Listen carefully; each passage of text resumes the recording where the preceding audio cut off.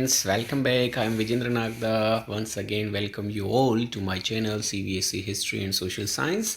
Today we will discuss about class 9 chapter 1, that is of geography, and that is India size and location. आज हम class 9 के geography के first chapter India size and location, India Bharat, उसकी स्थिति और उसके आकार पर चर्चा करेंगे। आज के इस चैप्टर में जैसा कि आप मैप में देख सकते हैं कि ये भारत का मैप है और कश्मीर से लेकर कन्याकुमारी तक भारत जो है वो विस्तृत है। तो आज इसी भारत देश की वर्ल्ड में स्थिति के बारे में हम चर्चा करेंगे। तो सबसे पहले हम देखते हैं विश्व के मानचित्र में भारत की क्या स्थिति है। तो जैसा कि इस मैप में आप स्पष्ट देख सकते हैं कि विश्व के मानचित्र में भारत जो है, अगर हम उसको ईस्ट और वेस्ट के हिसाब से डिवाइड करें तो ईस्ट और वेस्ट में इंडिया जो है वो ईस्टर्न पार्ट में, भारत जो है ईस्ट वाले पार्ट में स्थित एक देश है। और अगर हम नॉर्थ साउथ की बात करें तो भारत जो है नॉर्दर्न हेमिस्फीयर का एक देश है। ठीक है, भारत की स्थिति जो है उत्तरी गोलार्ध में है और ईस्ट वेस्ट में भारत पूर्व में स्थित है वर्ल्ड के। और यहाँ हम देख सकते हैं भारत जो है ये यहाँ पर स्थित एक देश है।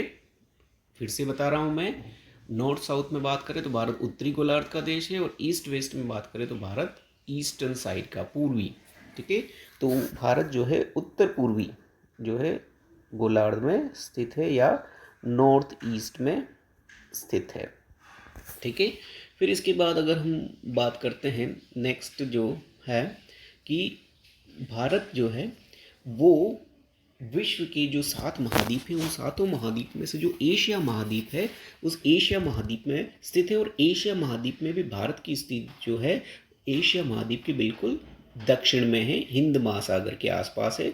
तो भारत एशिया महाद्वीप के दक्षिण भाग में हिंद महासागर या इंडियन ओशन के ऊपर स्थित है। इसके एक तरफ अरब सागर है और दूसरी तरफ बंगाल की खाड़ी जो है, ये जो है भौतिक या प्राकृतिक स्थिति है भारत की एशिया के मानचित्र में। फिर आगे बात करते हैं भारत की वर्ल्ड में लोकेशन में। तो the north south extends from Kashmir to Kanyakumari. Bharat जो है वो उत्तर से दक्षिण तक जो है वो 3200 किलोमीटर की लंबाई में है। ठीक है, north to south India extends from 3200 kilometre. फिर अगर पूर्व से पश्चिम की बात करें तो भारत जो है अरुणाचल प्रदेश से लेकर गुजरात के कच्छ तक जो है 2900 किलोमीटर की चौड़ाई में स्थित है। तो विड्थ या ब्रेड्थ इंडिया की देखें दैट इज 2900 किलोमीटर और इंडिया की जो लंबाई है दैट इज 3200 किलोमीटर। तो अराउंड दोनों में देखें 3000 किलोमीटर के आसपास भारत की लंबाई चौड़ाई है। फिर इंडिया को अगर लॉन्गिट्यूडनल और लैटिट्यूडनल स्थिति देखें, अक्षांशीय और देशांतरी विस्तार देखें तो भारत नॉर्दर्न हेमिस्फीयर उत्तरी गोलार्ध का देश है। फिर जो है it extend from 8 degree 4 minute north to 37 degree 6 minute north. ठीक है, 8 डिग्री 4 मिनट से लेकर 37 डिग्री 6 मिनट तक भारत का जो है अक्षांशीय विस्तार है उत्तरी गोलार्ध में। फिर भारत की बिल्कुल बीच से होकर ट्रॉपिक ऑफ कैंसर यानी कर्क रेखा 23 डिग्री 30 मिनट जो है north divides the country into 2 equal parts. Bharat को 2 भागों में कर्क रेखा विभाजित करती है। फिर पूर्व से पश्चिम तक अगर देशांतरी विस्तार देखा जाए लॉन्गिट्यूडनल जो है तो 68 डिग्री 7 मिनट ईस्ट से लेकर 97 डिग्री 25 मिनट ईस्ट तक या पूर्वी देशांतर भारत का विस्तार है। और भारत के इसी देशांतरी विस्तार जो कि लगभग 29-30 रेखाओं तक फैला हुआ है और उसी की वजह से जो है 82 डिग्री एंड 30 मिनट्स ईस्ट, ठीक है, 82.5 डिग्री पूर्वी देशांतर जिसको कहते हैं हम, उसे भारत की जो है भारतीय मानक रेखा कहा गया है और इसी रेखा का जो समय है पूरे भारत देश में चलता है। This longitude also term as the standard meridian of India passing from Mirzapur district of UP. ये जो भारतीय मानक रेखा स्टैंडर्ड मेरिडियन है वो भारत के मिर्ज़ापुर डिस्ट्रिक्ट उत्तर प्रदेश से होकर निकलती है। और इसको हम मैप में इसकी लोकेशन देखते हैं। तो मैप में जो है हम जैसा कि हम देख सकते हैं इस मैप में, भारत के बिल्कुल बीच से होकर जो ये रेखा डॉट डॉट लाइन आपको दिखाई दे रही है, this is standard meridian, Indian standard meridian या भारतीय मानक रेखा इसको कहा जाता है, भारतीय मध्याह्न रेखा इसको कहते हैं। 82.5 ईस्ट या 82 डिग्री एंड 30 मिनट ईस्ट। ठीक है, ये उत्तर प्रदेश के जो है मिर्ज़ापुर डिस्ट्रिक्ट से होकर गुजरने वाली रेखा है। अब भारत के मानचित्र में इन अक्षांशीय और देशांतरी विस्तार को देखें तो ये देख सकते हैं कि साउथ में जो कन्याकुमारी के पास में भारत का जो अक्षांशीय विस्तार है वो 8 डिग्री 4 मिनट से लेकर उत्तर में कश्मीर में 37 डिग्री 6 मिनट तक ये जो है भारत का अक्षांशीय विस्तार है। और अगर उसको किलोमीटर्स में काउंट करें तो यहाँ से यहाँ तक जो है वो 3214 किलोमीटर जो एग्जैक्ट इंडिया की लंबाई है वो यहाँ पर दिखाई गई है। फिर उसके बाद अगर हम देशांतरी विस्तार देखें तो यहाँ देख सकते हैं 68 डिग्री 7 मिनट कच्छ से, गुजरात के कच्छ से लेकर अरुणाचल प्रदेश में 97 डिग्री 25 मिनट तक इसका विस्तार है। लगभग 29 देशांतर में ये फैली हुई है। और अगर इसकी हम टोटल जो है चौड़ाई की बात करें तो 2933 किलोमीटर, 2933 किलोमीटर जो है इसकी चौड़ाई है।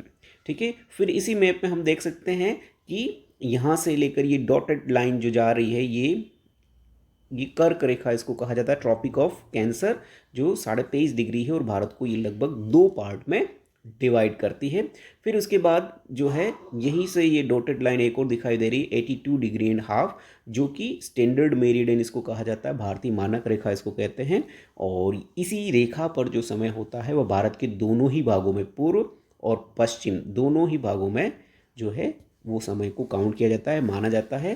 क्योंकि जो अरुणाचल प्रदेश से लेकर कच्छ तक जो भारतीय विस्तार है, देशांतरी विस्तार, उसमें लगभग जो है 29 देशांतर हैं। प्रत्येक देशांतर पर 4 मिनट का अंतर होता है। तो 29 देशांतरों पर ये कुल अंतर जो है 116 मिनट यानी लगभग 1 घंटा जो है 56 मिनट का होता है, यानी लगभग 2 घंटे का अंतर होता है। तो इस 2 घंटे के अंतर को जो है कम करने के लिए स्टैंडर्ड मेरिडियन या भारतीय मानक रेखा जो 82.5 डिग्री है उसके समय को भारत का जो है मानक समय या स्टैंडर्ड टाइम जो है डिक्लेयर किया गया। और अब पूरे भारत की घड़ियों में, सभी घड़ियों में एक ही समय जो है वो इस रेखा के आधार पर निश्चित किया जाता है। तो ये बहुत इंपॉर्टेंट जो है फैक्ट्स हैं। अक्षांश और देशांतर का विस्तार 8 डिग्री 4 मिनट से लेकर 37 डिग्री, फिर देशांतरी 68 डिग्री 7 मिनट से लेकर 97 डिग्री 2.5 मिनट, फिर भारत की बीचों बीच से जो रेखा जाती है that is tropic of cancer, और भारत की मानक रेखा जो है 82 डिग्री एंड 30 मिनट। ठीक है, तो ये बहुत महत्वपूर्ण फैक्ट्स हैं। फिर भारत के साइज की बात करते हैं तो भारत जो है विश्व का एक बहुत बड़ा देश है, जनसंख्या की दृष्टि से भी और आकार की दृष्टि से। आकार की अगर बात करें तो भारत का टोटल एरिया जो है वो 3.28 square kilometre, million square kilometre है, यानी 32,84,263, 32,84,263 जो है मिलियन स्क्वायर किलोमीटर इंडिया का एरिया है। और ये जो एरिया है वर्ल्ड के टोटल एरिया का लगभग 2.4% है। ये बहुत इंपॉर्टेंट चीज़ है कि विश्व के कुल एरिया का भारत देश जो है वो 2.4% भाग पर फैला हुआ है। और अगर वर्ल्ड के सभी देशों की साइज़ की बात करें तो उस साइज़ में India stands eight number 7। Bharat जो है विश्व का 7वां बड़ा देश है आकार में, 7th largest country of the world. फिर इंडिया की अगर बाउंड्री की बात करें तो टोटल फिर भारत की सीमा की लंबाई की बात करें, total boundary area of India is 15,200 kilometre. ठीक है, 15,200 किलोमीटर जो है भारत की टोटल बाउंड्री की लेंथ है, लंबाई है। और इसमें से अगर हम कोस्ट लाइन की बात करें, तटीय रेखा जो है वो 7,516 किलोमीटर, यानी लगभग आधे जो हमारे देश की सीमा है वो तटीय सीमा है, समुद्री सीमा है। और इस सीमा में हमारे दोनों ही आइलैंड्स जो ग्रुप हैं, अंडमान निकोबार और लक्षद्वीप, उन दोनों को ही सीमाओं को भी इंक्लूड किया गया है। तो अंडमान निकोबार और लक्षद्वीप की सीमाओं की, तटीय सीमाओं को इंक्लूड करते हुए भारत की कुल जो तटीय सीमा है, कोस्टल लाइन है, दैट इज 7,516.6 किलोमीटर। और टोटल बाउंड्री लाइन इंडिया की जो है 15,200 किलोमीटर है। तो ये जो फैक्ट्स है ये बताते हैं कि इंडिया जो है वर्ल्ड का एक बहुत बड़ा कंट्री है। फिर बात करते हैं अब वर्ल्ड के कौन कौन से कंट्रीज़ जो हैं वो इंडिया से भी बड़ा आकार रखते हैं या इंडिया से बड़े हैं। तो इस डायग्राम में हम देख सकते हैं कि वर्ल्ड का सबसे बड़ा largest country of the world is Russia, जो कि एशिया का ही देश है। एशिया और यूरोप दोनों में फैला हुआ है और इसका जो एरिया है 17.09, ठीक है, स्क्वायर किलोमीटर है। फिर उसके बाद कनाडा दूसरा जो है उत्तरी अमेरिका का देश है, वो दूसरा है। तीसरा नंबर यूएसए, ये भी जो है उत्तरी अमेरिका का देश है। और चौथा स्थान फिर एशिया का चाइना देश आता है, जो कि 9.59 स्क्वायर किलोमीटर एरिया में आता है। फिर ब्राज़ील जो साउथ अमेरिका का है। फिर ऑस्ट्रेलिया जो कि एक कॉन्टिनेंटल आइलैंड है। और उसके बाद 7th नंबर पर इंडिया है, जो 3.28 स्क्वायर मिलियन स्क्वायर किलोमीटर में फैला हुआ है। तो these are the 7th largest country, Russia, Canada, USA, China, Brazil, Australia and India. ठीक है, ये सभी आपको फैक्ट्स और फिगर्स में याद रखने, बहुत इंपॉर्टेंट डेटा है ये।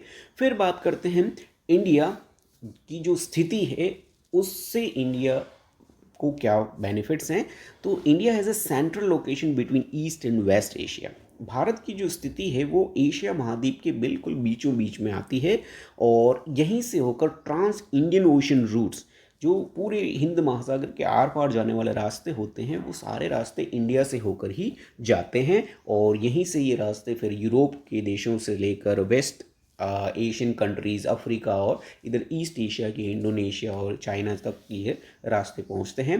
तो भारत की स्थिति बिल्कुल सेंटर में होने की वजह से भारत बहुत पुराने समय से सभी व्यापारिक मार्गों से जुड़ा हुआ देश रहा है। और भारत की ऐसी ही सेंटर पोजीशन इस हिंद महासागर में होने की वजह से इस महाद्वीप का नाम जो है भारत के ही नाम पर हिंद महासागर या इंडियन ओशियन रखा गया है। विश्व का ये एकमात्र महाद्वीप है, एकमात्र महासागर है जिसका नाम किसी देश के नाम पर रखा गया है, दैट इज इंडिया। तो ये हमारे लिए बहुत गर्व की बात है कि भारत के नाम पर इस महासागर का नाम इंडियन ओशियन या हिंद महासागर है। फिर इसी लोकेशन की वजह से, भारत की इस महत्वपूर्ण स्थिति की वजह से भारत की बहुत सारी वस्तुएं से लेकर, विचारों से लेकर बहुत सारे आविष्कार जो हम भारतीयों ने किए हैं, भारत की कहानियाँ, जो लिटरेचर है, उन सब की बातें वर्ल्ड के अलग अलग भागों तक पहुँची है। हमारा ज़ीरो जो है वो यहीं से होकर इसी लोकेशन की वजह से विश्व के अधिकांश देशों तक पहुंचा। हमारा डेसिमल, दशमलव की प्रणाली जो है वर्ल्ड के देशों तक इन्हीं मार्गों से पहुंची है। तो इन सब के लिए स्थिति जिम्मेदार है। भारतीय कपड़ा जो था वो इन्हीं मार्गों से होकर विश्व के बाज़ारों तक पहुंचता था। तो ये जो लोकेशन है इंडिया की बहुत महत्वपूर्ण लोकेशन है। अब पहले सारा ये जो व्यापार होता था लैंड रूट और रिवर या ओशन रूट दोनों से ही होता था, समुद्री मार्ग और थल मार्ग दोनों से होता था और भारत इन दोनों ही मार्गों में महत्वपूर्ण केंद्र के रूप में था। लेकिन 1869 में जो स्वेज कैनाल है उसके बन जाने के बाद भारत और यूरोप के बीच की दूरी में बहुत ही महत्वपूर्ण परिवर्तन आया है। अब ये 7,000 किलोमीटर कम हो गई है पहले की तुलना में। यानी स्वेज कैनाल जो है उसके बन जाने से भारत और यूरोप के बीच का जो समय और दूरी दोनों ही कम हुए हैं। और यहाँ पर हम देख सकते हैं ये जो यहाँ पर इजिप्ट या अफ्रीका का जो मिस्र देश जिसको कहा जाता है इजिप्ट, इस इजिप्ट देश में यहाँ पर ये स्वेज कैनाल है। पहले भारत का जो समुद्री व्यापार होता था वो अफ्रीका के चक्कर लगाकर होता था, लेकिन स्वेज कैनाल के बन जाने के बाद ये जो दूरी है बहुत कम हो गई। भारत से सीधा अरब सागर से होते लाल सागर और लाल सागर से फिर भूमध्य सागर होकर यूरोप जाया जा सकता है।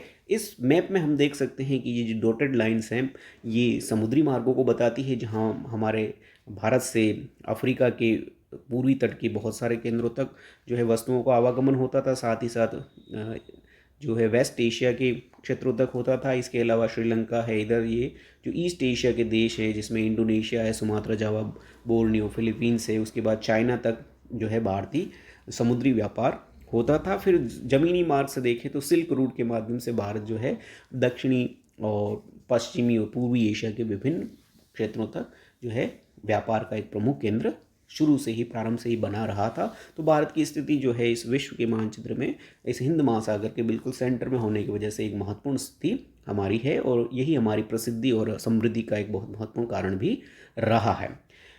यहाँ पर हम देख सकते हैं कि जो भारतीय व्यापार किन किन मार्गों से होता था, तो जो रेड लाइन है वो सारे सब जो है हमारे थल मार्ग को दिखाती है, जिसमें भारतीय वस्तुएं जो है रेशम मार्ग या सिल्क रूट के द्वारा चाइना से फिर इधर की तरफ पर्शिया या ईरान का जो था, उसके बाद कुस्तुनतुनिया, टर्की, ओटोमन साम्राज्य था, वहाँ तक पहुँचती थी और वहाँ से फिर यूरोप के विभिन्न देशों तक जाती थी। जल मार्ग जो है ब्लू लाइन से दिखाया गया, जिसमें एशिया से जो है अफ्रीका के, पूर्वी अफ्रीका के विभिन्न तटों तक, अरेबियन प्लेट्यू जो है वहाँ तक, फिर उसके बाद ईस्ट एशिया के जो देश हैं, सुमात्रा, जावा, बोर्नियो, इन सभी क्षेत्रों तक भारतीय व्यापार होता था। तो भारतीय स्थिति जो है बहुत महत्वपूर्ण स्थिति है, विश्व में बहुत पहले से रही है और यही भारत के विकास और समृद्धि का कारण है। फिर इसके बाद हम बात करते हैं भारत के पड़ोसी देशों की। भारत के पड़ोसी देश कौन कौन से हैं?